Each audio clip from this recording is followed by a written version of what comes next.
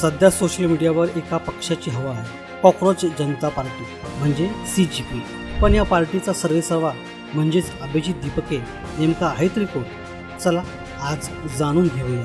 अभिजित दीपके हा महाराष्ट्रातील एक अत्यंत लोकप्रिय कंटेंट क्रिएटर आणि सटायरिस्ट म्हणजे व्यंगकार आहे. थेट अमेरिकेतील बोस्टनमधून भारताची संपूर्ण पॉलिटिकल सिस्टीम हलवून सोडणारा हा 30 वर्षाचा मराठी तरुण सध्या बोस्टन युनिव्हर्सिटीमधून पब्लिक रिलेशनमध्ये आपलं मास्टर पूर्ण करत आहे. तिथूनच त्याने भारतातल्या तरुणांसाठी एक काल्पनिक पक्ष सुरू केला, कॉकरोच जनता पार्टी.